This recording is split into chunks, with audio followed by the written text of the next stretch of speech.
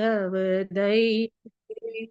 करुणा कुरु मयि करुणा भरीते। करुणा करू मयि करुणा भरीते। सनक सनातन वर्णित चरिते।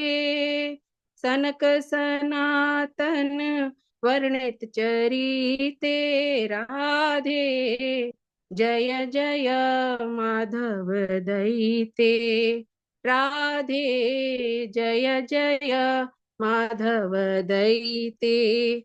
गोकुले तरुणी मंडले मोहिते। गोकुले तरुणी मंडले मोहिते। राधे जय जय माधव दैते।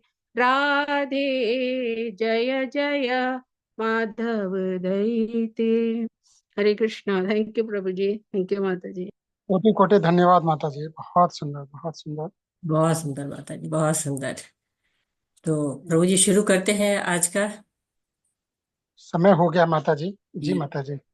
हरे कृष्णा। सभी को हरे कृष्णा और शुरू करते। ओम नमो भगवते वासुदेवाय। ओम नमो भगवते वासुदेवाय। ओम नमो भगवते वासुदेवाय। ओम अज्ञानातिमिरान्धस्य ज्ञानञ्जनं शलाकया चक्षुरुन्मीलितं येन तस्मै श्रीगुरुवे नमः। श्रीचैतन्यमनोभीष्टं स्थापितं येन भूतले स्वयं रूप कदा मह्यं ददाति स्वपदान्तिकं। वन्देऽहं श्रीगुरु श्रीयुतपदकमलं श्रीगुरून् वैष्णवांश्च श्रीरूपं साग्रजातं सहगण रघुनाथ अन्वितं तं सजीवं साद्वैतं सावधूतं परिजनसहितं कृष्ण चैतन्य देवं श्रीराधा कृष्ण पादान सहगण ललिता श्री विशाखान्विताश्च। हे कृष्ण करुणा सिंधु दीनबंधु जगतपते गोपेश गोपिका कांत राधा कांत नमस्तुते। तप्त कांचन गौरांगी राधे वृंदावनेश्वरी विश्वानुसुते देवी प्रणमामि हरिप्रिये। नमो विष्णुपादाय कृष्णपृष्ठाय भूतले श्रीमते भक्ति वेदांत स्वामिन् इति नामिने। नमस्ते सरस्वती देवी गौरवाणी प्रचारिणे निर्विशेषा शून्यवादी पाश्चात्यदेशतारिणे। जय श्री कृष्ण चैतन्य प्रभु नित्यानंद श्री अद्वैत गदाधर शिवासादि गौर भक्तवृंद। हरे कृष्णा कृष्ण कृष्ण हरे हरे हरे राम राम राम हरे हरे। हरे कृष्णा कृष्ण कृष्ण हरे हरे हरे राम राम राम हरे हरे। हरे कृष्णा। सभी को हरे कृष्णा। शील प्रभुपाद जी के द्वारा शील प्रभुपाद जी की जय। हरे कृष्णा। तो आज हम यहाँ इकट्ठे हुए हैं 18 दिनों में भगवत गीता को समझने की हमने एक यात्रा शुरू की हुई है और इस यात्रा के आज छठे दिन में आप सबका स्वागत है। आज की इस यात्रा को मैं अपने पूजनीय गुरु आध्यात्मिक गुरु श्री प्रभुपाद जी को समर्पित करती हूँ तथा श्री श्री राधा गोविंदा मंदिर के अध्यक्ष और इस ऑनलाइन पाठ्यक्रम के जनक नमो निष्ठा दास प्रभु जी को सादर नमन करती हूँ और सभी शिक्षा गुरुओं को, दीक्षा गुरुओं को, सभी आचार्यों को नमन करती हूँ और साथ ही साथ हम लॉर्ड चैतन्य महाप्रभु को भी नमन करती हूँ और आप सभी भक्तों का स्वागत करती हूँ, अभिनंदन करती हूँ और पांचांग प्रणाम करती हूँ। हरे कृष्णा। सभी को हरे कृष्णा। तो आज हमारा छठा अध्याय है और जिसका नाम है ध्यान योग। ध्यान योग मतलब ध्यान करते हैं किसका? भगवान का। योग मीन्स क्या होता है? जुड़ जाना, भगवान से जुड़ जाना। तो अभी तक हमने ज्ञान योग पढ़ा, कर्म योग पढ़ा, भक्ति योग पढ़ा। तो ये जो भगवत गीता है इसको 3 भागों में बांट दिया गया है, कर्म योग, भक्ति योग और ज्ञान योग। तो जो 5वें अध्याय में हमने जो है सांख्य योग और कर्म योग के साथ साथ ध्यान योग के बारे में थोड़ा सा बस एक झलकी सी देगी और भक्ति योग की श्रेष्ठता को जाना। अंत में 5.29 में आपको शांति सूत्र बताया गया, भोक्ता राम यज्ञ तपसा सर्वलोक महेश्वरम। कौन है भोक्ता? भोक्ता राम भगवान है। जो सारे यज्ञ हैं वो विष्णु के लिए किए जाने चाहिए, उनकी प्रसन्नता के लिए करने चाहिए, पहले ही हम पढ़ चुके। और जो 5वां अध्याय है वो कहता है कि भोक्ता तो केवल भगवान ही है। तो भगवत गीता का जो कर्म योग है वो 1 से 6 अध्याय तक है, जिसमें आज जो है वो हम 6ठा अध्याय पढ़ रहे हैं। आज कर्म योग को हम पूरा कर देंगे। इसके बाद से कल से 7वां अध्याय शुरू होगा जो भक्ति योग का होगा। 7वें से लेकर 12वां अध्याय तक हमारा भक्ति योग चलेगा और उसके बाद 13वें से जो 18वां अध्याय है वो फिर ज्ञान योग में आ जाता है। जब 4था अध्याय हमने पढ़ा, भगवान का दिव्य ज्ञान के बारे में पढ़ा, तो अर्जुन को संशय था कि कर्म संन्यास ले या कर्म योग करें। तो भगवान ने बताया कि कर्म संन्यास में कभी कभी गिरने का डर रहता है। कब? जबकि पूर्ण शुद्धि न हुई हो। बिना शुद्धि के अगर हम कर्म में में जाते हैं, ज्ञान योग में जाते हैं, ज्ञान के माध्यम से भगवान को कोशिश करते हैं भगवान को पाने की, तो क्या होता है? पतन हो सकता है अगर शुद्धि नहीं हो। लेकिन जब भक्ति योग करता है जीव, तो भक्ति करते करते अपने कर्म फलक का त्याग करता है और भगवान की सेवा करते करते जुड़ जाता है भगवान से, भगवान के धाम को चला जाता है।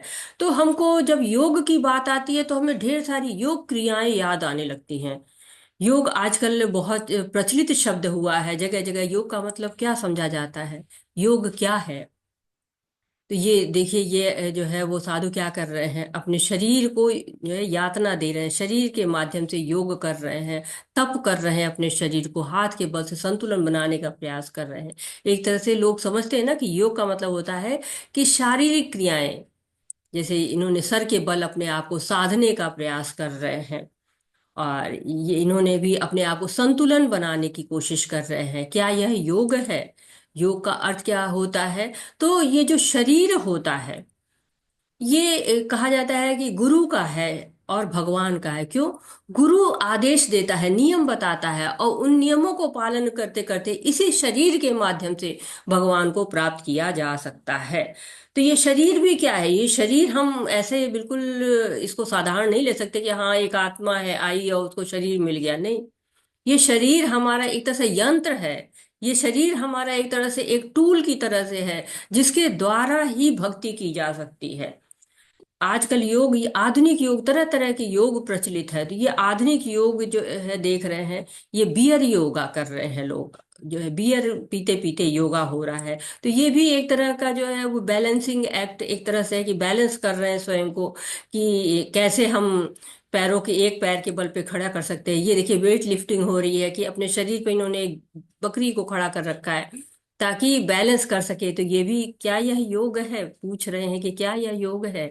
ये चेयर योगा हो रहा है, जो ऑफिस में आजकल बहुत ज्यादा प्रचलित है ना, कि हाँ जो हमारे कर्मचारी हैं उनको योग करना चाहिए। जगह जगह जिम वगैरह बन जाते हैं कि हाँ आप ऑफिस में भी अपने आप को फिट रखने के लिए योग कर सकते हैं। तो तरह तरह की बुक्स की भरमार है, योग के नाम पे बहुत सारी बुक्स आती हैं, जो कि पत्र पत्रिकाएं लोग, जिसके माध्यम से लोग योग करना सीखते हैं। तो चेयर योगा है, योगा फॉर किटस, बिल्लियों के लिए भी योग है, प्रेगनेंसी के लिए योग है, मेंटल हेल्थ के लिए योग है, फिजिकल हेल्थ के लिए योग है। तो तरह तरह के योग आजकल प्रचलित हैं। ये आपको पुराने पहले के जो योग है उसकी बात की जा रही है, उसका चित्र है यहाँ पर। और देखिए बैक केयर के लिए योगा, डेस्कटॉप योगा, जो है वो लैपटॉप योगा, और office yoga, weight loss yoga, और वे योगा फॉर वेलनेस। तो तरह तरह के योग प्रचलित हैं आज के समय में, जो हम देखते हैं कि योग के नाम पे इस तरह के शारीरिक और मानसिक स्वास्थ्य के लिए तरह तरह के योग किए जाते हैं। बिजनेस के लिए कि बिजनेस करने वाला कैसे योग करेगा, हर जो आपके कार्यकलाप है उनके लिए अलग अलग तरह के योग जो है प्रचलित है। लेकिन वास्तव में योग क्या है वो कौन बताएगा? साक्षात योगेश्वर ही बता सकते हैं। भगवत गीता में भगवान को महायोगेश्वर, योगेश्वर का जो है वो कहा गया है।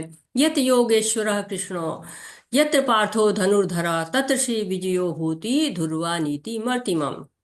तो कौन बता सकता है? स्पेशल जो जानता है पूरी तरह से योग के बारे में, जो जानता है वही तो योग के बारे में बता पाएगा। महायोगेश्वर योग कौन है? योगियों का भी ईश्वर कौन है? भगवान श्री कृष्ण है। तो भगवान ही हमको बता सकते हैं। श्री भगवान उवाच। भगवान इस अध्याय को शुरू कर रहे हैं। इस अध्याय को में भगवान ने स्वयं जो बताना चाहा है, एक तरह से एक ध्यान अष्टांग योग के बारे में वो बताना हमको चाह रहे हैं, जिसके बारे में हम पूरी तरह से जानेंगे। अनाशितः कर्म फलम कार्यम कर्म करोति यः स सन्यासी च योगी च न निरग्निर चाक्रियः। श्री भगवान ने कहा, जो पुरुष अपने कर्म फल के प्रति अनासक्त है, जो अपने कर्तव्यों का पालन करता है, वही सन्यासी है और असली योगी है। वह नहीं जो न तो अग्नि जलाता है और न कर्म करता है। तो यहाँ भगवान बता रहे हैं कि कौन सन्यासी और कौन असली योगी कौन है। तो भगवान बता रहे हैं कि असली योगी जो है, जो कर्तव्य कर्म तो करता है, कर्तव्य कर्म जो उसके कर्तव्य हैं, जो कर्म उसके लिए निर्धारित हैं, उनको तो करता है, परंतु कर्म फलों के प्रति अनासक्त रहता है। कहना बहुत आसान होता है कि नहीं, जब कोई दूसरे का बच्चा अगर अच्छे नंबर नहीं लाता है तो लोग कहते हैं अरे कोई बात नहीं, मेहनत की, बच्चे ने नहीं हुआ कोई बात नहीं। लेकिन वही जब अपने ऊपर आती है कि नहीं, अपना बच्चा कम नंबर ले आता है, तो लोग डंडा लेके उसके पीछे पड़ जाते हैं कि लो तुमने पढ़ाई नहीं की, तुमने जो है वो कायदे से कार्य नहीं किया। लेकिन नहीं, कर्म फलों के प्रति आसक्ति अगर होती है तो ये चीज नहीं आती है। तो कह रहे कि वो जो है भगवान कह रहे कि न तो अग्नि जलाता है और न कर्म करता है। उन लोग की बात नहीं कह रहे हैं कि जो लोग न अग्नि जलाते हैं या न कर्म करते हैं, बल्कि उन लोग को कह रहे हैं सन्यासी और योगी, जो कि कर्म फल के प्रति अनासक्त रहता है। तो वह न अग्नि जलाता है न कर्म करता है। इससे क्या तात्पर्य है कि कभी कभी योगी जन यज्ञ करते हैं और अग्नि जलती रहती, लगातार अग्नि चलती रहती है और वो समाधि में चले जाते हैं। अब इस समय तो ये नहीं हो पाता है, लेकिन योगियों ने किया हुआ है। तो जब उनको समाधि मिल जाती है और जब वो समाधि मिलके जो है वो आत्म साक्षात्कार उनका हो जाता है, फिर वो उस अग्नि को बुझा देते हैं। तो भगवान कह रहे हैं कि जो न यज्ञ कर रहा है न ही कर्म कर रहा है, वो सन्यासी या योगी नहीं है। तो योगी कौन है? जिसकी भगवान की सेवा की इच्छा है। तो चैतन्य महाप्रभु हमको बताते हैं कि कैसे भक्ति करनी चाहिए। न धनम न जनम न सुंदरी न कविता काम ये मम जन्मनि जन्मनीश्वरे भवताद भक्तिर अहेतुकी त्वयि। तो भगवान के लिए ही बस अहेतुकी उनकी कृपा चाहिए, न उनको धन जन कुछ भी नहीं चाहिए। जो भक्त है उसको ये सब चीजें नहीं चाहिए, केवल भगवान की अहेतुकी कृपा चाहिए। तो जो सन्यास ले लेता है उसे भी कर्म करना है, संसार के प्रति न करे, भगवान के प्रति करे, क्योंकि उसके सारे कर्म ऐसे हो जाते हैं जो परम सत्य की ओर ले जाए। और योगी वो है जो भगवान से जुड़े और सारे कर्मों को करे। तो एक तरह से भगवान बता रहे हैं कि कर्म करना बहुत ही आवश्यक है। बिना कर्म किए कोई योगी नहीं हो सकता है। अष्टांग योग क्या है? अब अष्टांग योग के बारे में और एक तरह से देखिए कि भगवान बार बार तीसरी बार कह रहे हैं कि अपने कर्तव्यों को हम नहीं छोड़ सकते हैं। कर्तव्य तो हमें करने ही पड़ेंगे। और सन्यासी और योगी समान है अगर वो अपने कर्म फलों से आसक्त नहीं है और भगवान की चिंतन मनन ध्यान या उनका सेवा करते हैं। अष्टांग योग क्या है? तो अष्टांग जैसा कि नाम से पता चल रहा है, अष्ट अंग, 8 अंग होते हैं इस योग के। योग का अर्थ हम पहले भी कहते, योग का मतलब तो युक्त हो जाना, जुड़ जाना। किससे? भगवान से जुड़ जाना। जो भगवान से जुड़ जाते हैं वही योग कहलाता है। वो जो भगवान से जोड़ दे वह योग है। तो 8 अंग यहाँ से शुरू पर दिखाए गए हैं, अष्ट अंग।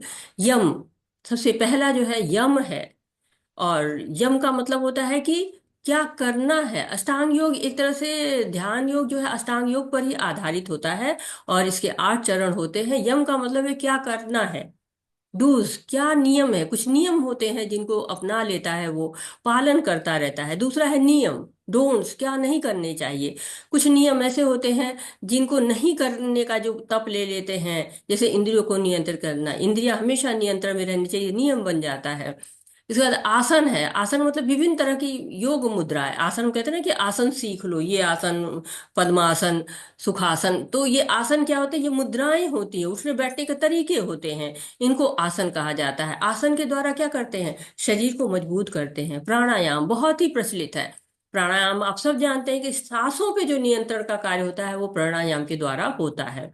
प्रत्याहार, ये त्याग है, इंद्रियों के कार्यकलाप पे नियंत्रण है, संयम है। इसको प्रत्याहार कहते हैं। ध्यान, धारणा मतलब ध्यान लगाना, एकाग्र हो जाना, पूरी तरह से भगवान में स्थिर हो जाना। और ध्यान, मन को भगवान के स्वरूप पर केंद्रित कर देना। और समाधि, जब ध्यान हो जाता है, मन बिल्कुल भगवान पे ही चिंतन में आ जाता है, उसको समाधि कहते हैं। हिरण्यकश्यप ने किया था, समाधि तक पहुंचे थे, उसको चींटियों ने काट डाला था उसके शरीर को, वाल्मीकि को दीमक ने ढक लिया था। तो कई लोग अष्टांग योग को समझते हैं कि अष्टांग योग जो है वो बहुत आसान है। देखिए, अष्टांग योग के कुछ नियम होते हैं, कुछ कार्यों का निषेध होता है, जैसे क्या खाना है, क्या नहीं करना है, कितना सोना है। विभिन्न तरह की मुद्राएं होती हैं जो शरीर को, मन को स्वस्थ रखती हैं। और बहुत देर तक बैठना पड़ता है अष्टांग योग में, तो शरीर और मन का स्वस्थ होना बहुत जरूरी होता है। और अष्टांग योग में कहते हैं कि शरीर का स्वस्थ होना वैसे ही बहुत आवश्यक है, क्योंकि जो शरीर के द्वारा ही उतना तप किया जा सकता है। आत्मा जो है शरीर में जब तक रहेगी तब तक ही ये शरीर चल सकता है। और इसलिए आत्मा का भी बहुत योगदान होता है कि शरीर को स्वस्थ रखे तभी आत्मा रहेगी, नहीं तो शरीर पुराना होगा, आत्मा चली जाएगी। तो जैसे हम कोई सामान बाजार से लाते हैं तो कितने अच्छे रैपर में रहता है। रैपर में क्या रहता है, सुरक्षित रहता है। रैपर में सुरक्षित रहेगा, फिर उसको घर लाते, फिर रैपर को बड़ी सावधानी से हटाते हैं। इसी तरह शरीर भी बहुत जरूरी होता है आत्म साक्षात्कार के लिए। वैसे ही जैसे हम चीजों को निकाल लेते हैं और जो रैपर होता है उसको हटा देते हैं, वैसे ही जब तक आत्म साक्षात्कार न हो जाए तब तक शरीर की आवश्यकता होती है। बिना शरीर के भगवान की भक्ति नहीं होगी, भगवान की प्राप्ति नहीं होगी। तो ये अष्टांग योग केवल आसन प्राणायाम तक ही सीमित नहीं रहता है, बल्कि इससे ऊपर जाता है। प्राणायाम में लोग श्वासों पर नियंत्रण रखते हैं, आयु बढ़ाने की कोशिश करते हैं, क्योंकि शरीर सुरक्षित रखने के लिए। अगर शरीर ही सुरक्षित नहीं रहेगा तो आगे की जो अवस्थाएं हैं वो प्रत्याहार है, ध्यान धारणा और समाधि, ये सब नहीं आ पाएगा। तो जो योगी होते हैं वो एकांत में जाते हैं, सारे इंद्रिय विषयों का त्याग कर देते हैं, और त्याग करते करते फिर धारणा की अवस्था आती है। धारणा की अवस्था में भगवान पर ध्यान लगाते हैं और स्थिरता आनी शुरू हो जाती है, जो विचलन होता है। क्योंकि जैसे ही लोग ध्यान लगाते हैं, वैसे तरह तरह की चीजें जो न जाने कहाँ अंदर अचेतन मन में जुड़ी होती हैं वो भी बाहर आने लगती हैं। जब वो सारी अवस्थाएं पार हो जाती हैं, धीरे धीरे प्रयास करते करते भगवान में मन लगना शुरू हो जाता है, तो समाधि की अवस्था आती है। फिर ध्यान भंग ही नहीं होता है, फिर कुछ भी आंधी आए, पानी आए, भूकंप आए, कोई असर नहीं, समाधि की अवस्था हो जाती है। फिर योगी अपने हृदय में भगवान का साक्षात्कार करता है और भगवान की प्राप्ति करते हैं। जो हमारे हृदय में परमात्मा है उसका साक्षात्कार हो जाता है।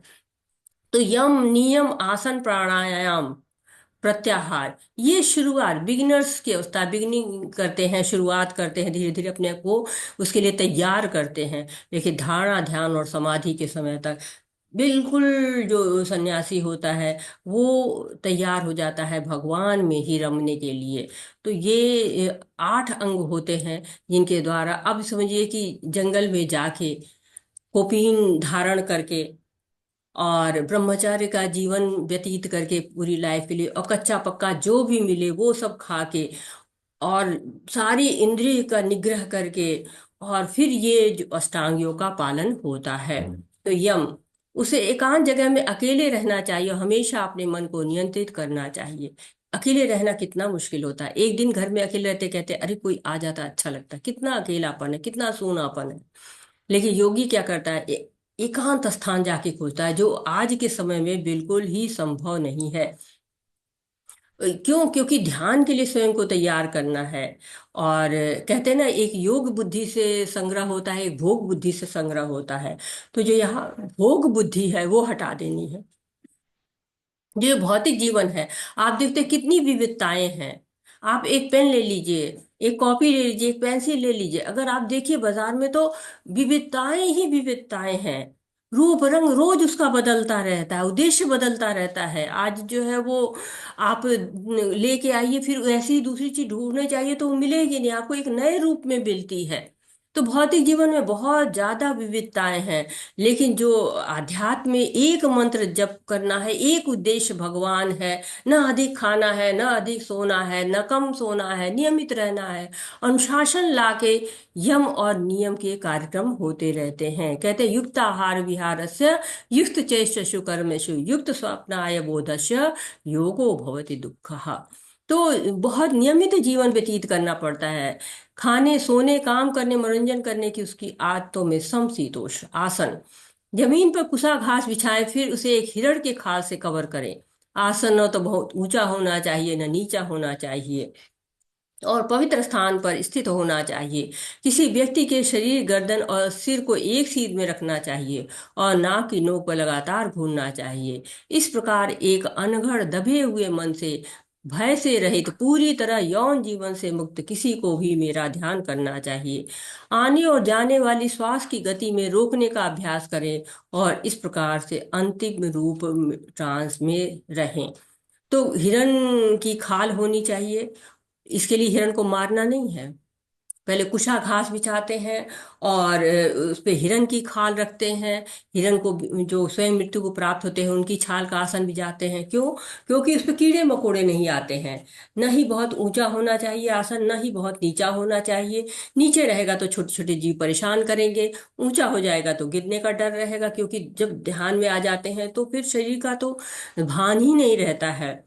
तो भगवान कह रहे मुझ पर ध्यान लगाओ। भगवान जो है कहे मुझ पे ध्यान लगाना है, भगवान पर ध्यान लगाना है, किसी ज्योति या किसी निराकार पर नहीं। जो अपने अंदर परमात्मा बैठा उस पर ध्यान लगाना है।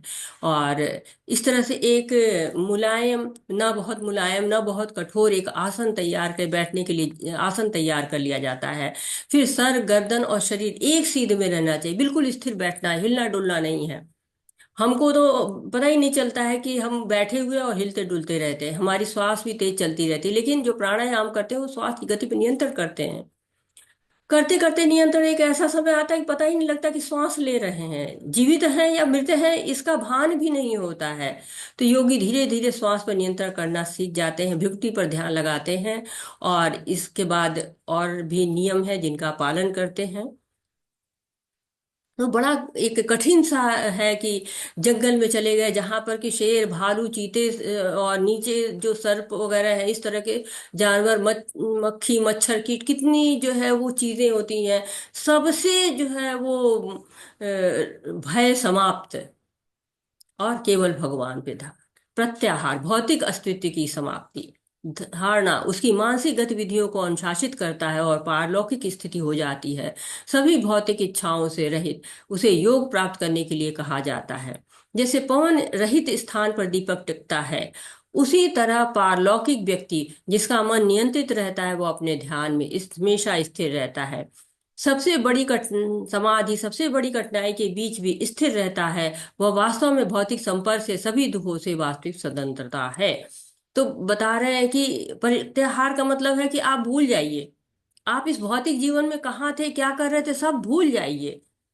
आपकी भौतिक पहचान को मिटा देना होता है। मैं अधिकारी हूं, मैं लड़का हूं, मैं लड़की हूं, मैं गरीब हूं, मैं अमीर हूं, मैं इंजीनियर हूं, मैं डॉक्टर हूं, मैं काला हूं, मैं गोरा हूं, मैं छोटा हूं, मैं मोटा हूं, कुछ भी नहीं याद रखना है। सारी भौतिक इच्छाओं को समाप्त कर देना है। और मन संयम, मन में बिल्कुल संयम, समझ लीजिए कि शरीर पे वस्त्र नहीं है, कौपीन धारण किया हुआ है, खाने पीने कुछ भी व्यवस्था नहीं, इंद्रिय भोग की कोई भी वस्तु नहीं। मन भी कहाँ लगाना है, एक जगह केवल भगवान में ही लगाना है, भौतिक उपाधियों को भूल जाना है। धारणा का अर्थ होता है कि मन एक जगह धारण कर लेना है, मन में केवल भगवान को धारण कर लेना है। भौतिक इच्छाओं का तो दूर दूर तक नाम ही नहीं है। और बिल्कुल संयमित मन के साथ, इंद्रियों पर नियंत्रण के साथ भगवान को ही धारण करना है। ध्यान ऐसे करना है जैसे दीपक होता है। अगर वायु न चलती हो तो दीपक की लौ एकदम सीधी रहती है। तेज हवा हो तो लौ हिलती डुलती, नहीं तो बिल्कुल सीधी रहती है। तो वैसे उस दीपक की तरह जो वायु रहित जगह पे हो, बिल्कुल स्थिर मन, भगवान के ऊपर कोई विचलन नहीं होना चाहिए। और जब इस तरह की अवस्था आती है तो धीरे धीरे वो जो स्तर और ऊपर बढ़ता है तो समाधि की अवस्था आ जाती है। कोई भौतिकता नहीं, अंदर का सुख मिलना शुरू हो जाता है, बाहरी सुख की चाहना समाप्त, परम आनंद की प्राप्ति होना शुरू हो जाती है। अंदर ही जो अंदर आनंद, भगवान की जो है, जो परम सत्य की अवस्था है, परमात्मा, उससे उसके जो है वो मुलाकात होने लगती है, उससे उसके दर्शन होना शुरू हो जाते हैं, आत्म साक्षात्कार होना शुरू हो जाता है, भगवान से परमात्मा का क्या संबंध है ये जानकारी होने लगती है। तो एक कठिन जीवन है जिसमें न समाज है, न शरीर की आवश्यकताओं को पूरा करने का कहीं पर कोई व्यवस्था है, न खाने की कोई व्यवस्था है, न पहनने की कोई व्यवस्था है। केवल केवल एक जीव और दूसरा भगवान, तीसरा कोई भी नहीं। इस संसार में कहीं किनारे पे जाके, किसी एकांत स्थान पर जाके इस अष्टांग योग का पालन करना होता है। क्या आप इस योग प्रणाली को आजमाने के लिए तैयार हैं? अब ये प्रश्न मैं आपसे पूछती हूँ। हरे कृष्णा। हैंड रेज कर सकते हैं आप लोग कि क्या आप इस प्रणाली को कर सकते हैं? हरे कृष्णा माता जी, बताइए। हरे कृष्णा माता जी, ये पॉसिबल ही नहीं है माता जी हमारे लिए। प्रैक्टिकल नहीं है माता जी आजकल के परिवेश में। जी कैसे कर पाएंगे माता जी इसको? जी हमारे लिए तो कृष्ण भावनामृत इजी लगता है माता जी। इससे इसमें बहुत सारी गलतियां होने के चांसेस हैं, और वैसे भी ये प्रैक्टिकल नहीं है। मेरे लिए तो नहीं है कम से कम। हरे जी। कृष्णा माता जी। हरे कृष्णा, बिल्कुल सही कह रही माता जी कि प्रैक्टिकल नहीं है, क्योंकि कलयुग में तो एक तरह से वर्जित भी है। और कोई इस विषय पे कुछ विचार रखना चाहता है? हरे कृष्णा। हैंड रेज कर सकते हैं आप लोग कि क्या इस प्रणाली को, जिसमें केवल कोपीन पहन के जंगल में चले जाना है या नदी के किनारे, हिमालय पर्वत कहीं बैठ के, सारे दीन दुनिया से दूर, सारे अपनों से दूर, सारी भौतिक उपाधियों से दूर जाके कहीं पर जंगल में बैठ के, कहीं हिमालय पे बैठ के, कहीं नदी किनारे बैठ के केवल भगवान पर ध्यान लगाना, क्या आप ऐसा करना चाहते हैं? हरे कृष्णा। माता जी तो कह रही है कि नहीं, हम नहीं कर सकते हैं। आप लोग में से कोई है जो कुछ अलग विचार रखता है या यही विचार रखता हो तो आप अपनी बात कह सकते हैं। हरे कृष्णा। हैंड रेस करिए तो फिर मैं अनम्यूट कर दूँ। हरे कृष्णा। हाँ। हरे कृष्णा माता जी, बताइए माता जी। मधु माता जी, हरे हरे कृष्णा। हरे कृष्णा राधा माता जी, दंडवत प्रणाम। अ, चुनौतीपूर्ण प्रश्न है ये जीवन का, पहली बात। दूसरा ये है कि जो भी कार्य है वो गृहस्थ आश्रम में उसमें जूझते हुए, उन मुसीबतों को, विपत्तियों को समझते हुए, उनके प्रश्नों के जवाब लेते हुए जीवन में करना वो बहुत सही है। अगर हम जंगल में चले जाते हैं मान लीजिए, और पेड़ पत्तों के आश्रय पे रहते हैं, जीवन को पानी कैसे पीना, नदी का पीना है, ये इतना आसान, आसान तो क्या, ये बहुत कठिन चुनौतीपूर्ण जीवन है। जो 20-25 साल तक हिमालय में करते थे, ये उनका भी अनुभव हम लोगों ने सुना है गुरुदेव का। वो जीवन थे हमारे गुरुदेव। उन्होंने कहा था कि 25-30 साल पहले जब हमने 40 साल बैठे वहां हिमालय पे जैन मुनियों के साथ में, तो इतना आसान नहीं था। क्योंकि घर को, परिवार को, वो समस्याओं को सब छोड़ के भी हमें गुरु मिल जाए, या गुरु का आश्रय मिल जाए, या वो दीक्षा मिल जाए, ये असंभव था वहां भी रह के।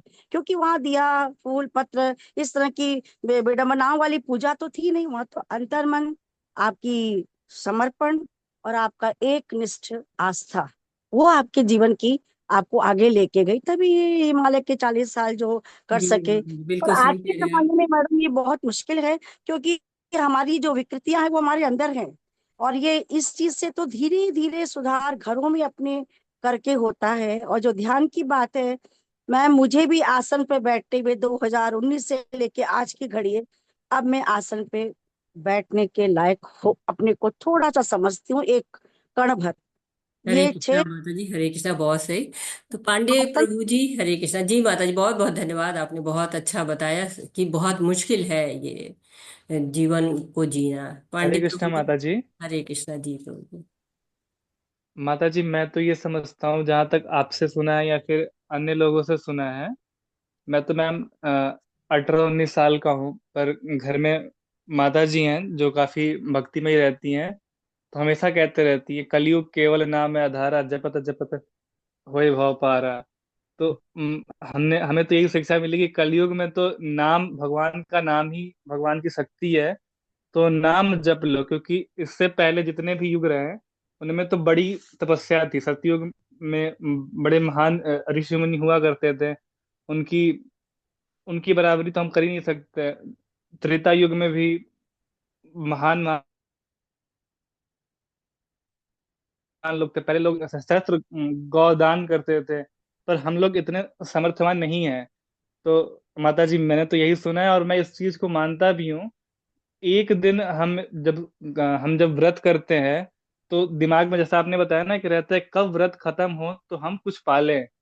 तो हम तो बड़े छोटे किस्म के, मतलब हमसे ये तप बहुत मुश्किल है माता जी।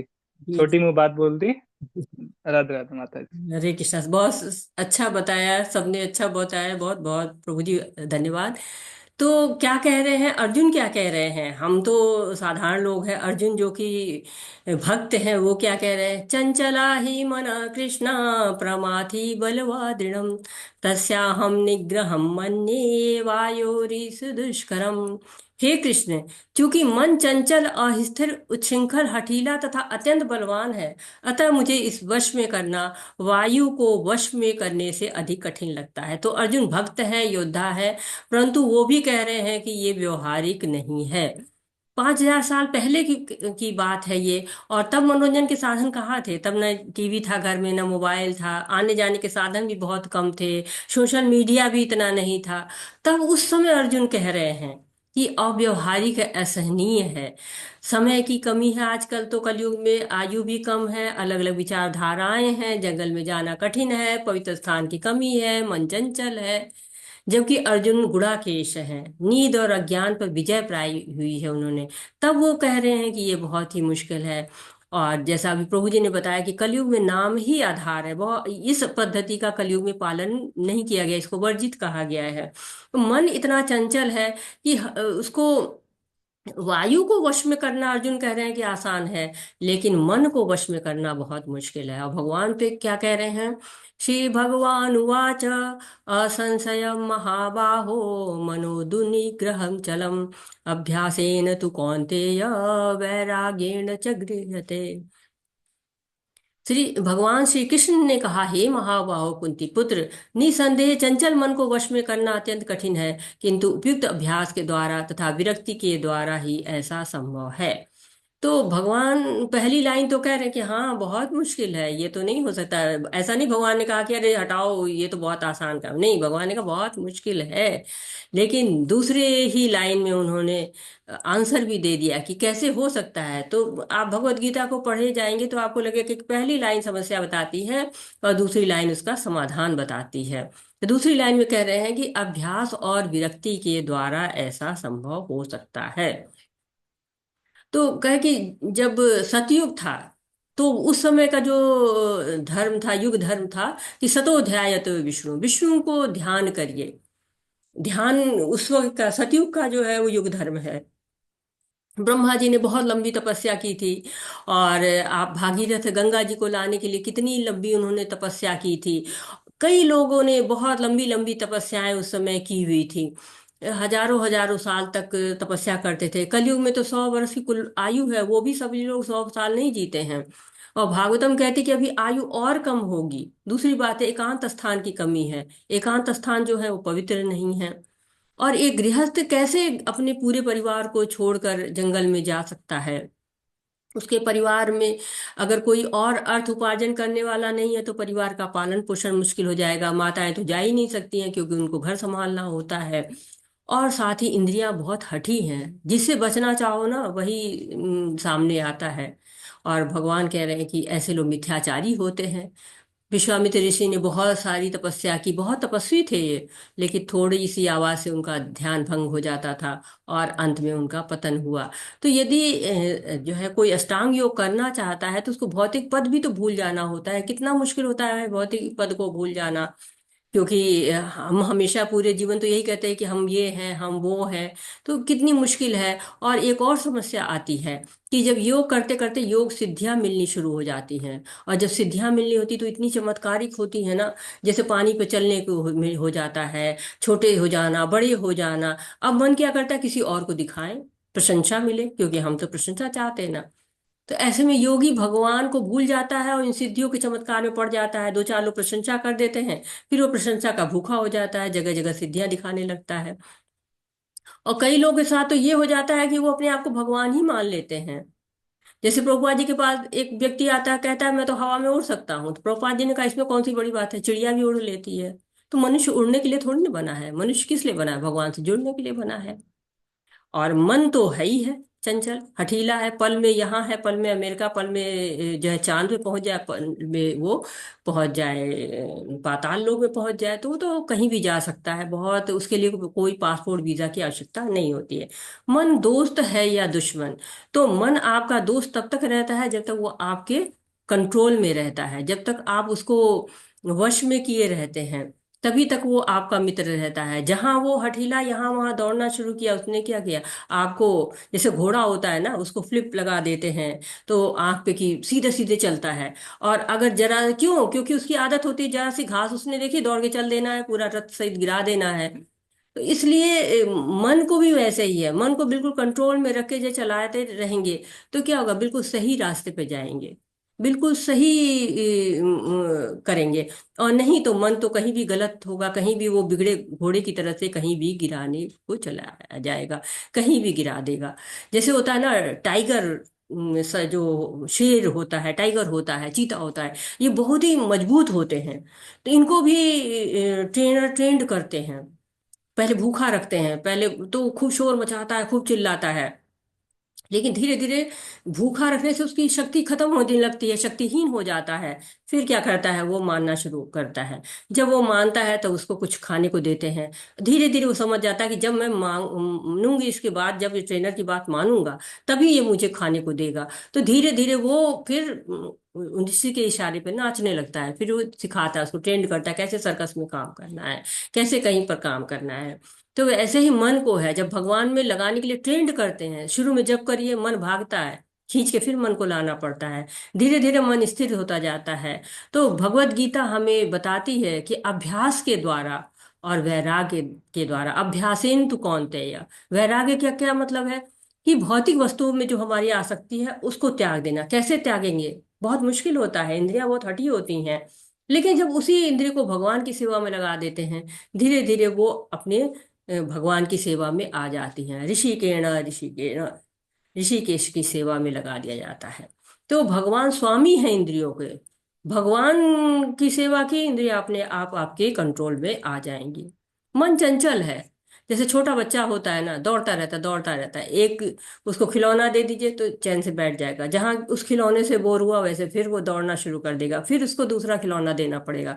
वैसे ही मन है, भगवान की सेवा में लगा देंगे तो सारे कार्य वो भगवान के करते रहेगा, कहीं गलत जगह पे नहीं जाएगा। कहते हैं ना कि जब हायर टेस्ट मिल जाता है, विषया विनिवर्तते निराहारस्य देहिना रसोपस्य रसोपरस्य परम दृष्ट्वा निवर्तते। तो मन हमारा मित्र जब रहता है, जब हमारे कंट्रोल में रहता है। क्यों, मन इंद्रियों का स्वामी है और बुद्धि राजा है। बुद्धि ठीक रहेगी तो क्या होगा, मन भी ठीक रहेगा। अगर बुद्धि गलत जगह पे रहेगी तो मन भी गलत जगह पे चला जाएगा। कहते हैं, मन आग की तरह है, जब नियंत्रित किया जाता है तो चमत्कार हो सकता है, नियंत्रण से बाहर हो तो तबाही हो सकती है। तो मन का ऐसा है कि नियंत्रण में रखेंगे तभी वो हमारा मित्र बना रहेगा। भगवान का श्रवण करेंगे, भगवान का कीर्तन करेंगे, मंगलाचरण में भाग लेंगे, आरती में भाग लेंगे, भक्तों का संग करेंगे, और यदि आप मन के दास हो जाते हैं तो मन फिर आपको ये खाना है, ये पहनना है, यहाँ जाना है, ये करना है, वो आपको तरह तरह के विपरीत कार्यों को बताता रहेगा कि आप कैसे। अब देखिए, यहाँ पर क्लास होती है, बहुत सारे लोग ज्वाइन करते हैं। कुछ लोग बिल्कुल समय से आते हैं और पूरा अध्याय सुनते हैं, बड़े मन से सुनते हैं। कुछ लोग मन जो है कि अधीन हो जाते हैं, चलो सो जाते हैं, फिर जो है वो सुन लेंगे, या फिर जो है वो रिकॉर्डिंग आएगी उससे सुन लेंगे। या कुछ लोग कहते हैं अरे चलो 1 घंटे की क्लास है, 15 मिनट सुनते हैं, 15 मिनट कुछ और कर लेते हैं। तो ये मन आपको तरह तरह के देता रहेगा कि हाँ ये भी कर सकते हैं, ये भी कर सकते हैं। अब यहाँ पर देखिए, चित्र में देख रहे हैं कि मन ड्राइवर है और आपका शरीर रूपी गाड़ी को खींचता रहता है। जैसे वायुयान है, उसमें ईंधन है, वही ईंधन से वायुयान चलता है, उसी ईंधन से पूरे जंगल में आग लगती है। जैसे सूरज में भी आग है, परंतु वो देता क्या है, हमको रोशनी देता है। वो चाहे तो पूरा ब्रह्मांड जला के रख सकता है, लेकिन वो नहीं जलाता है, वो रोशनी देता है, क्योंकि नियंत्रण में है, जो आग है उसके नियंत्रण में है। और बुद्धि के द्वारा वैसे ही मन नियंत्रित तो हो जाता है। तो मन को दोस्त बनाना है, नहीं तो आपको ढकेल देगा वो कहीं पर भी पतन के रास्ते पर। जैसे मक्खी है, अब मक्खी मिठाई पर भी बैठ सकती है, गंदे पर भी बैठ सकती है। अब वो मक्खी की इच्छा के ऊपर है। बंधुरात्मात्मनस्तस्य येनात्मेवात्मना जितः अनात्मस्तु शत्रुत्वे वर्तातेमेव शत्रुवत्। जिसने मन को जीत लिया उसके लिए मन सर्वश्रेष्ठ मित्र है, किंतु जो ऐसा नहीं कर पाया उसके लिए मन सबसे बड़ा शत्रु बना रहेगा। तो यही हम सब लोग कहते हैं कि हाँ, मन को अगर जीत लिया, मन के जीते जीत है, मन के हारे हार है। मन अगर आपका हार गया और आपके वश में नहीं है, फिर तो वो आपको कहते हैं जगत नचावे, पूरे जगत में नचाता रहेगा। हरे कृष्णा। कोई पढ़ना चाहता है, हैंड रेज कर सकते हैं। हरे कृष्णा। रोशनी माता जी, पढ़िए माता जी। हरे कृष्णा माता जी। हरे कृष्णा। अर्जुन ने कहा, हे कृष्ण, उस असफल योगी की गति क्या है जो प्रारंभ में श्रद्धापूर्वक आत्म साक्षात्कार की विधि ग्रहण करता है, किंतु बाद में भौतिकता के कारण उससे विचलित हो जाता है और योग सिद्धि को प्राप्त नहीं कर पाता। असफल योगी पवित्र आत्माओं के लोकों में अनेकानेक वर्षों तक भोग करने के बाद सदाचारी पुरुषों के परिवार या धनवानों के कुल में जन्म लेता है, अथवा यदि दीर्घकाल तथा तक योग करने के बाद असफल रहे तो वहां ऐसे योगियों के कुल में जन्म लेता है जो अति बुद्धिमान है। निश्चय ही संसार में ऐसा जन्म दुर्लभ है। हरे कृष्णा माता जी। हरे कृष्णा। तो हमको लगता है, हम सबको लगता है कि हमने भक्ति तो शुरू कर दी, योग करना शुरू कर दिया, हमने भक्ति योग कर रहे हैं, लेकिन सफल नहीं हो पाए तो क्या होगा। हमने प्रयास किया आत्म साक्षात्कार का, पूरी श्रद्धा की, आकर्षण भी आ गया भक्ति में, लेकिन आयु कम पड़ गई या कोई और अड़चन आ गई, कोई मार्ग में और बाधा आ गई, तो माया मिली न कृष्णा। तो ऐसा भय बहुत लोगों को रोक देता है कि भक्ति के मार्ग में हम नहीं आगे बढ़ेंगे, न भौतिक जगत का आनंद उठा पाए, न ही आध्यात्मिक जगत का आनंद उठा पाए। तो उनकी क्या गति होती है, ऐसा पूछ रहे हैं अर्जुन। ये अर्जुन हमारे लिए सारे प्रश्न कर रहे हैं, या आप जो है जान रहे हैं। तो कह रहे असफल योगी जो है वो लोकों में अनेकानेक वर्षों तक भोग करते हैं, बहुत सारे दिनों तक वो भोग करते। जिन्होंने आज साक्षात्कार करने का सोचा, उनका ध्यान किया, प्रयास किया, तो भगवान उस प्रयास को सराह देते हैं और उसके लिए पूरा इंतजाम करते हैं। भगवान कहते हैं ना कि जो भक्ति के मार्ग पर चलता है उसका विनाश नहीं होता है, उसका जो भी वो भक्ति करता है उसकी भगवान रक्षा करते हैं। 2 तरह के बैंक होते हैं, एक भौतिक बैंक होता है जिसमें भक्ति जमा होती है, एक लौकिक बैंक होता है जिसमें पैसा जमा होता है। तो भौतिक बैंक में आपने पैसा जमा कर दिया, जमा रहता है, आपके चले गए तो आपके घर वाले निकाल लेंगे। लेकिन जो दिव्य बैंक है, आपका भौतिक बैंक नहीं है, लौकिक बैंक है, वो क्या होगा। नहीं, दिव्य बैंक है, हमने गलत बोल दिया, भौतिक बैंक और अलौकिक बैंक, दिव्य बैंक। तो जो अलौकिक बैंक होता है उसमें भक्ति जमा होती है, और जो भौतिक बैंक होता है उसमें पैसा जमा होता है। तो जो पैसा जमा किया वो तो आपका निकल जाएगा, क्योंकि आपके घर वाले लोग निकाल लेंगे। जो दिव्य बैंक है, अलौकिक बैंक है, उसमें भक्ति जमा होती रहती है। तो भक्ति कभी समाप्त नहीं होती है। हम भले भूल जाएं लेकिन भगवान उसको नहीं भूलते, क्योंकि वो सुहृद सर्वभूता नाम है। कभी भी जीव को वो विस्मृत नहीं करते हैं। जो भी कार्य किया, जो भी पुण्य कर्म किया, उससे उच्च लोक में जाता है जीव। और जब पुण्य समाप्त हो जाता है तो किसी धनवान के घर में जन्म लेता है, जहाँ पे उसको जीविका की चिंता नहीं रहती है, न मकान की चिंता रहती है, न शरीर के निर्वाह के लिए कार्य करना पड़ता है, तो वो भक्ति करते हैं। जैसे प्रहलाद महाराज थे, राजा के घर में जन्म लिया उन्होंने, और उन्होंने भक्ति की, और सारे जो है सुख था उनके घर में, ऐश्वर्य था, उन्होंने केवल भक्ति ही चुना, उन्होंने ऐश्वर्य को भोगना उचित नहीं समझा। और उसके साथ ही साथ कहते हैं कि जो लोग दीर्घ काल तक करते हैं, भक्ति करते रहते हैं, उसके बाद असफल होते हैं, तो वो किसी अच्छे घर में जन्म लेते, वैष्णव घर में जन्म लेते, जैसे प्रभुपाद जी ने जन्म लिया था, वैष्णव घर में जन्म लिया था, वहां पर उनकी भक्ति और आगे पुष्पित और पल्लवित हुई। तो सबसे बड़ा योगी कौन है, ये जो है वो भगवान पूछ रहे हैं। अन्य सभी योग भक्ति योग की ओर अग्रसर होते हैं। तो यहाँ पर बताया गया है कि कैसे भक्ति योग तक पहुंचते हैं। तो इस संसार में सफल और असफल की धारणा है, लेकिन भगवान के कार्य में न कोई पास होता है न कोई फेल होता है। बस भगवान प्रयास देखते हैं कि आप किस भाव से जुड़ रहे हैं। इस प्रयास में न तो हानि होती है और न ही कोई कमी आती है। नेहाभिक्रम नाशस्ते प्रतवायो न विद्यते स्वल्पम पयस्य धर्मस्य त्रायतो भयतो महात्। तो हम बहुत से बच्चों को देखते हैं, बहुत छोटी उम्र में वो भक्ति करना शुरू कर देते हैं, भगवान उनकी व्यवस्था करते हैं। और अपने भक्तों के लिए कोई अनहोनी हो गई, कोई योग भ्रष्ट हो गए, आयु कम पड़ गई, तो भी भक्त भगवत धाम जाने का प्रयास कर सके, इसकी भगवान पूरी व्यवस्था करते हैं।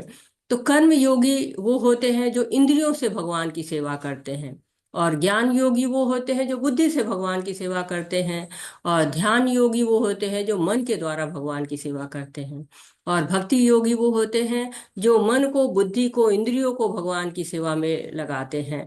तो एक तरह से जो भक्ति योगी है वो सीधे वो जो होती ना लिफ्ट, उससे ऊपर चले जाते हैं, जबकि कर्म योगी, ज्ञान योगी और अष्टांग योगी हैं, इनको सीढ़ियों से जाने के लिए एक एक स्टेप ये ऊपर बढ़ते हैं, और इस तरह से इनकी जो है वो जो यात्रा होती है पूरी होती है। हरे कृष्णा। सुनीता माता जी ने हैंड रेज किया था। सुनीता माता जी, आप पढ़ना चाहते हैं? आप हैंड रेज कर सकते हैं, आपका हैंड रेज था सुनीता माता जी। हरे कृष्णा। हाँ, पढ़िए माता जी। एक व्यक्ति जो आध्यात्मिक रूप से जिज्ञासु है वह सबसे बुनियादी प्रकार की सेवा में शुरू होता है जो कर्म योग है। अपनी क्षमता के अनुसार वह प्रभु के लिए काम करता है। भगवान के लिए फूल चढ़ाना, मंदिर की सफाई करना, मौद्रिक दान आदि करना, इसका अभ्यास करते हुए वह कई ज्ञानियों से मिलता है और ज्ञान योग में ज्ञान में जुट जाता है। वह धीरे धीरे यह समझने लगता है कि वह शरीर नहीं है, परमात्मा उसके हृदय में रहता है और वह इस बात को करना चाहता है। वह कृष्ण के समक्ष संपूर्ण समर्पण कर देता है और भक्त बन जाता है और सबसे उच्च योग साधना साधना में शामिल होता है। वह है भक्ति योग। भक्ति योग भक्ति योग को बुद्धि योग भी कहा जाता है क्योंकि यह सभी योगों में सबसे चतुर है, क्योंकि अन्य योगों की सीमाएं हैं, इसके कोई भी नहीं है। हरे कृष्ण। हाँ, ठीक है सर, बहुत बहुत धन्यवाद। तो भगवान कह रहे हैं ना, जो भक्त है भगवान की सेवा करेगा, उनको फूल चढ़ाएगा, उनको भोग लगाएगा, उनको जल अर्पित करेगा, दान देगा, तपस्या करेगा, अपनी मन बुद्धि इंद्री सबको भगवान की सेवा में लगा देगा। कहते हैं ना, मत चित्ता मद गत प्राणा बोधयंत सगंतव कथायंत माम नित्य तुष्यंति च रमन्ति च। जो भक्त होते हैं केवल भगवान में ही रमते हैं, तन मन धन सब तरह से भगवान में ही रमण करते हैं, भगवान का ही ध्यान करते हैं। ये बहुत सुंदर श्लोक है, जो अंतिम श्लोक है इस अध्याय का। योगीनामपि सर्वेषां मद्गतेनन्तरात्मना श्रद्धावान भजते यो मां स मे युक्तमो मतः। और समस्त योगियों में से जो योगी अत्यंत श्रद्धापूर्वक मेरे परायण है, अपने अंतःकरण से मेरे विषय में सोचता है, मेरा दिव्य प्रेमा भक्ति करता है, वह योग में मुझसे परम अंतरंग रूप से युक्त होता है और सबों में सर्वोच्च है, यही मेरा मत है। तो यहाँ पर भगवान अब अपना मत बता रहे हैं कि समस्त योगियों में से, बहुत सुंदर श्लोक है ये, और बता रहे हैं कि अर्जुन तुम योगी बनो। बताते हैं कैसे योगी बनो, किस प्रकार से योगी बनो। श्रद्धावान भजते, श्रद्धा से मुझे भजो। भगवान को जानने के लिए क्या करना है, श्रद्धा जागृत करना है। मद गते अंतरात्मना, अंतःकरण से, हृदय से मेरे बारे में सोचो, मेरी सेवा करो, जबरदस्ती नहीं, हृदय में मेरा स्मरण रहना चाहिए। तो भक्ति योग को भगवान सरोज बता रहे हैं कि सारे योगों को बताने के बाद भक्ति योग की महत्ता बता रहे हैं कि ज्ञानी स्वयं को श्रेष्ठ समझता है, कर्मी स्वयं को और ध्यानी अपने आप को सर्वश्रेष्ठ समझता है। लेकिन भगवान क्या कह रहे हैं कि भक्ति करना ही सर्वश्रेष्ठ है। सारे अन्य योग स्वयं के बारे में सोचते हैं, परंतु भक्त क्या करता है, सबका उद्धार करता है। जैसे प्रभुपाद जी ने क्या किया, सबको भक्ति के मार्ग तक ले गए, सबको बताया उन्होंने, भगवान के बारे में बताया कि हाँ भगवान का ध्यान करो, श्रद्धा से उनको ध्यान में भजो। भक्ति योग समस्त योगों की परिणति है। अन्य योग तो भक्ति योग में भक्ति तक पहुंचने के साधन मात्र हैं। योग का वास्तविक अर्थ भक्ति योग है। अन्य सारे योग भक्ति योग रूपी गंतव्य की दिशा में अग्रसर होते हैं। कर्म योग से लेकर भक्ति योग तक का लंबा रास्ता आत्म साक्षात्कार तक जाता है। निष्काम कर्म योग इस रास्ते मार्ग का आरंभ है। कोई बिरला भाग्यशाली ही वैदिक विधान के अनुसार भक्ति योग के पथ को स्वीकार करके कृष्ण भावना भावित हो पाता है। आदर्श योगी श्याम सुंदर कृष्ण पर अपना ध्यान एकाग्र करता है। उनके अंगों को प्रदीप्त करने वाली उनकी ज्योति ब्रह्म ज्योति कहलाती है। वे राम, नरसिंह, बराह तथा श्री भगवान कृष्ण जैसे विभिन्न रूपों में अवतरित हैं। वे सामान्य व्यक्ति की भांति माता यशोदा के पुत्र के रूप में जन्म ग्रहण करते हैं और कृष्ण, गोविंद तथा वासुदेव के नाम से जाने जाते हैं। वे पूर्ण बालक, पूर्ण पति, पूर्ण सखा तथा पूर्ण स्वामी हैं और वे समस्त ऐश्वर्य तथा दिव्य गुणों से ओतप्रोत हैं। जो भगवान श्री भगवान के इन गुणों से पूर्णतः अभिज्ञ रहता है वह सर्वोच्च योगी कहलाता है। योगी की यह सर्वोच्च दशा केवल भक्ति योग से ही प्राप्त की जा सकती है, जिसकी पुष्टि वैदिक साहित्य में होती है। तो जो भगवान के गुणों से पूर्णतः अभिज्ञ रहता है वो सर्वोच्च योगी कहलाता है, और जो भगवान के गुणों से पूर्णतः अनभिज्ञ रहता है वो भोगी कहलाता है। वो भोग करता है और भोग में ही रमा रहता है। ऐसे लोग भुक्ति योगी कहलाते हैं, भुक्ति कामी कहलाते हैं। भुक्ति योगी तो हो नहीं हो सकता, क्योंकि भोग करना कोई योग तो है नहीं। भुक्ति कामी है, भोग की मतलब हमेशा भौतिक भोगों की ही उसको कामना करते हैं। तो ये आध्यात्मिक अभ्यास के बारे में बताया जा रहा है कि ये शास्त्रों में क्या कहा गया, कैसे आध्यात्मिक अभ्यास किया जा सकता है। तो सतयुग में कहते हैं भगवान विष्णु का ध्यान करें, त्रेता युग में महंगा बलिदान प्रदर्शन करना और द्वापर युग में विस्तृत मंदिर पूजा। तो हर युग का जो धर्म होता है, भगवान विष्णु का ध्यान सतयुग में ध्यान लगाना होता है। और हिरण्यकश्यप ने लगाया क्योंकि आयु बहुत लंबी होती है उस समय की। और त्रेता युग में लोग यज्ञ करते हैं जिसमें बहुत धन लगता है, बलिदान करते हैं, विद्वान पंडित होते हैं। अब तो वो न मंत्र रह गए न विद्वान पंडित रह गए। द्वापर युग में अर्च विग्रह की पूजा की जाती है, जो अभी भी होती है, लेकिन अब वो उनका जो वैभव है बहुत कम होता जा रहा है धीरे धीरे। क्योंकि अर्च विग्रह की स्थापना करना, उसको प्रॉपर उसके शास्त्रों के अनुसार, नियम के अनुसार सेवा करना, धीरे धीरे लोगों की आयु कम होती जाएगी, मन कम होता जाएगा, तो करना मुश्किल होता जाएगा। तो कलयुग में भगवान के नाम का जप ही युग धर्म है। जो लाभ सतयुग में आपको ध्यान से मिलता था, त्रेता युग में यज्ञ करने से मिलता था, द्वापर में अर्च विग्रह से की पूजा से मिलता था, वही लाभ नाम जप से हो सकता है। तो नाम जप भगवान का जरूर करना चाहिए। और नाम भी बहुत सारे नाम है भगवान के, पवित्र नाम ढेर कई हैं, लेकिन उसमें से जो शास्त्रों में दिया गया है कि कलयुग में लोगों को केवल परमेश्वर के पवित्र नाम का जप करना चाहिए, ये नारदी संहिता में बताया जा रहा है। और कहते हैं झगड़ा और पाखंड के इस युग में उद्धार का एकमात्र साधन भगवान के पवित्र नामों का जप है, और कोई रास्ता नहीं है, और कोई रास्ता नहीं, और कोई रास्ता नहीं। चैतन्य चरितामृत में कहा गया, हरे ही नाम, हरे ही नाम, हरे ही नाम केवलम, कलयु नास्ते नास्ते नास्ते गतिर अन्यथा। तो केवल भगवान का नाम ही आधार है। और भगवान का नाम कैसे जपेंगे? हरे कृष्णा, हरे कृष्णा, कृष्ण कृष्णा, हरे हरे, हरे रामा, राम रामा, हरे हरे। आप भी बोल सकते हैं, बोलिए, हरे कृष्णा, हरे कृष्णा, कृष्ण कृष्णा, हरे हरे, हरे सभी रामा, को अवसर हरे कर देता हूँ, आप बोल सकते हैं सभी। हरे। तो भगवान का नाम ही आधार है। और हरे कृष्णा संकीर्तन यज्ञ करना है सब। हरे राम हरे हरे राम कृष्णा कृष्ण कृष्ण हरे हरे कृष्णा हरे हरे हरे हरे हरे राम राम हरे राम राम राम हरे राम हरे हरे हरे हरे हरे कृष्णा कृष्ण कृष्ण हरे हरे।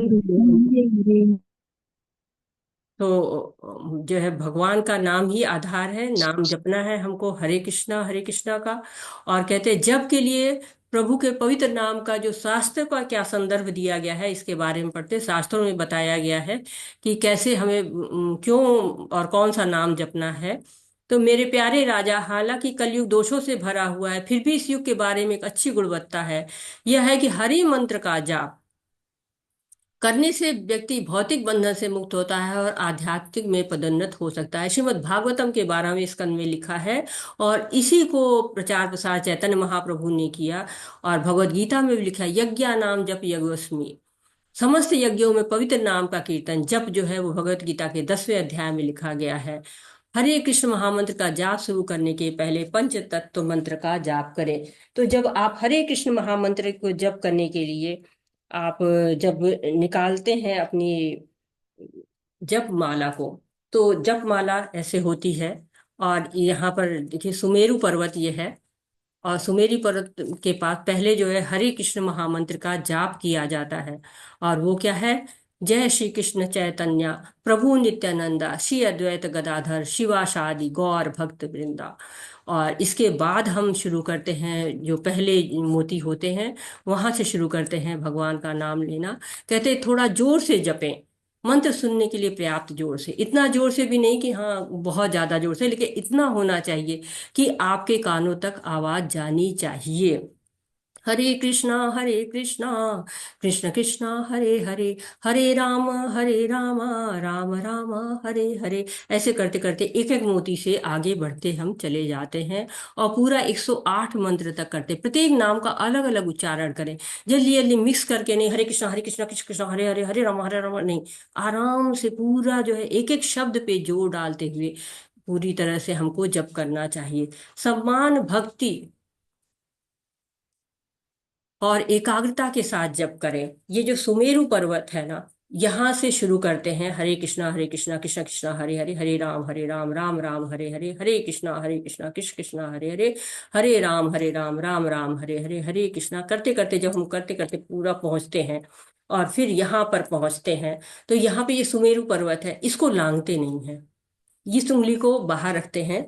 जैसे जो जप माला, ये हमें बैग मिलता है, ये बैग से हम जब जप करना शुरू करते हैं तो यहाँ पर हमारे लिए ये उंगली होती है, इस उंगली को हम इसमें यहाँ ऐसे कर देते हैं और इसके बाद से हम जप करना शुरू करते हैं।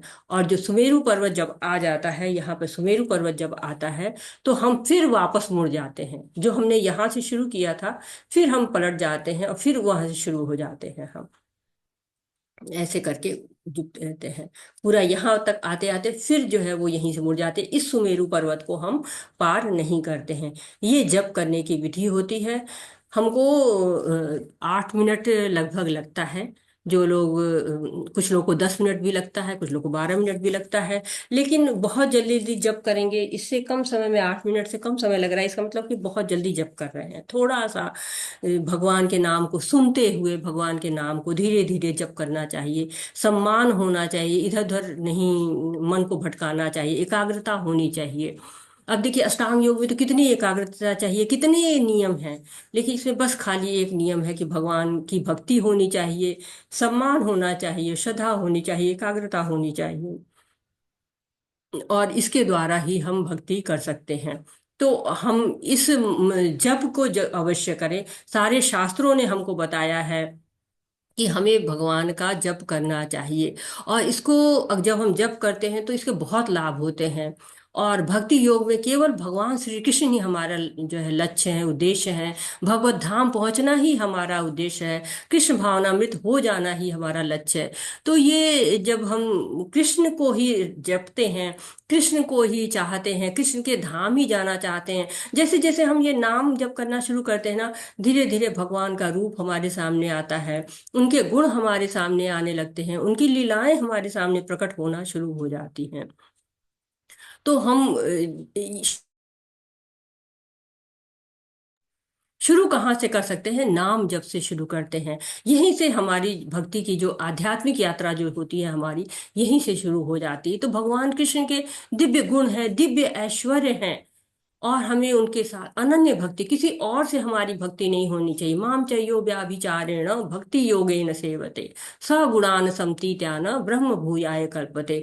जो भगवान के साथ अव्याभिचारी भक्ति करना शुरू कर देता है, जो भगवान के साथ ही जुड़ना शुरू हो जाता है, उसे कहते हैं कि वो सारे जितने भी कहते हैं कि गुण हैं, 3 गुण हैं, जो सतोगुण रजोगुण तमोगुण, उन सब गुणों को पार करके ब्रह्म भूयाय कल्पते, ब्रह्म के जो है वो अवस्था को पार कर लेता है। जब ब्रह्मभूत अवस्था पार कर लेता है, फिर जब वो भक्ति करते करते धीरे धीरे वो और भी भगवान के जो रूप गुण लीला को याद करने लगता है, उनका चिंतन करने लगता है, तब वो भगवान को ही प्राप्त कर लेता है। ये अभी तक हमने जाना कि 8 अंग होते हैं जो अष्टांग योग के, यम, नियम, आसन, प्राणायाम, प्रत्याहार, धारणा, ध्यान और समाधि। और कहते हैं कि धृतराष्ट्र के जो पुत्र थे, उन लोगों नहीं, धृतराष्ट्र जो है वो जब युद्ध हो जाता है और युद्ध समाप्त हो जाता है, तो उन्होंने भी अष्टांग योग की पद्धति को पाया था। लेकिन जो पांडव थे वो तो भक्ति योग करते थे, भगवान के साथ ही जो है रहते थे।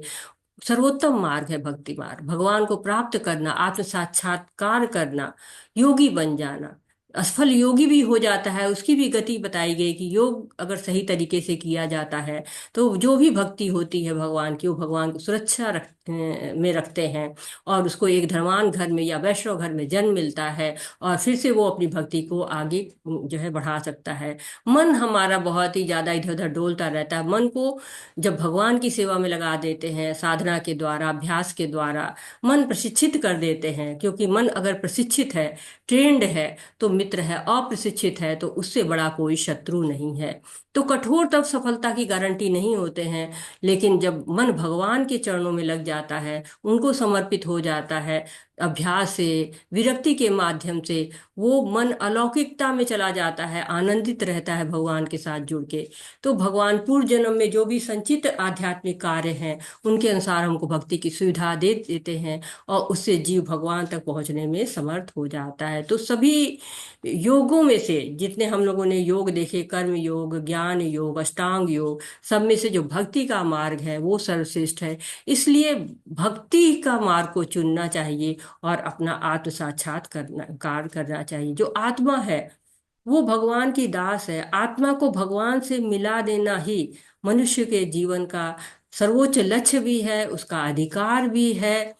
और जीवन में यदि भगवान से जुड़ना चाहते हैं, अपने उद्देश्य को पूरा करना चाहते हैं, तो योगी बनना चाहिए। योगी अपने लक्ष्य पे अटल होता है, अपनी भावनाओं को संतुलन में रखता है, और सारे कार्यों को भगवान के लिए ही करता है। इसलिए हमें अपने सारे कार्यों को भगवान को ही समर्पित करना चाहिए, भगवान के लिए ही करना चाहिए। और कल से हमारा भक्ति योग का पाठ शुरू हो रहा है, जो बहुत ही सुंदर है। भगवान अपने बारे में बताते हैं। अपने बारे में किसको बताते हैं? जो अपना होता है। हम बाहरी लोग को अपने बारे में नहीं बताते हैं, जो हमारा अपना हो जाता है।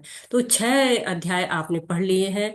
अब धीरे धीरे आप भगवान को समझना शुरू कर रहे हैं, भगवान की तरफ जुड़ रहे हैं, तो भगवान भी अपने मन की बातों को खोलकर आप तक रखने के लिए तैयार हो गए हैं।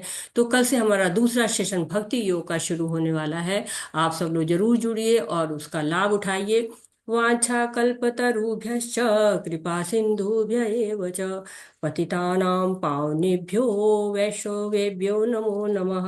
अनंत कोटि वैष्णव वृंद की जय। शीला प्रभुपाद की जय। हरे भगवत गीता की जय। सभी भक्तों की जय। हरे कृष्णा कृष्ण कृष्ण हरे हरे, हरे रामा राम राम हरे हरे। सभी को हरे कृष्णा, सभी का बहुत बहुत धन्यवाद। तो आज का हमारा 6 अध्याय समाप्त होता है। आप लोग का यदि कोई प्रश्न है, आप लोग कुछ ऐड करना चाहते हैं, या फिर आप कोई कुछ कहना चाहते हैं, तो बहुत बहुत हरे कृष्णा। सभी को हरे कृष्णा, सभी का बहुत बहुत धन्यवाद।